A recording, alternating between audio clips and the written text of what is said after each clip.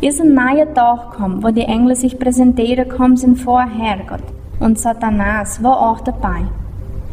Der Herrgott hat gefragt, von wo kommst du her? Satanas hat geantwortet, ich war auf der Erde am Fahren, hier und da am Mähen. Da sagt der Herrgott, hast du meinen Diener Job gesehen? Er glaubt an mich und versucht immer nichts Verkehrtes zu machen.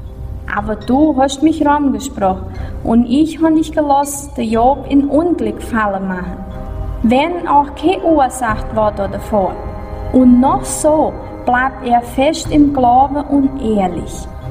Satanas hat geantwortet, ist bloß an dem sein Hauthuppe versehen, was passiert. Die Leute machen sich nichts draus, wenn sie alles verlieren, wenn sie sein eigenes Leben behalten. Aber wenn du deine Hand streckst und dem sein Kerber weh machst, siehst du, wie er mit gar kein Respekt dich verflucht. Der Herr sagt von Satanas, na ja dann, mach was du willst mit Job, aber mach ihn nicht tot.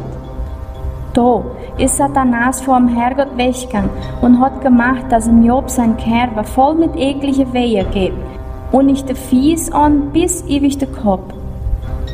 Job hat sich auf den Eschhaufen gesetzt und hat einen Schervel geholt, für sich zu kratzen.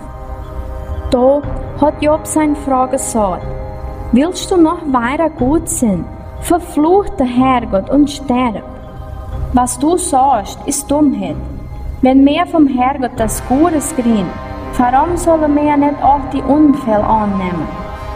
So, mit alles, was passiert war, hat Job keine Sünde gemacht und hat keine einzig Wort gegen Herrgott gesagt.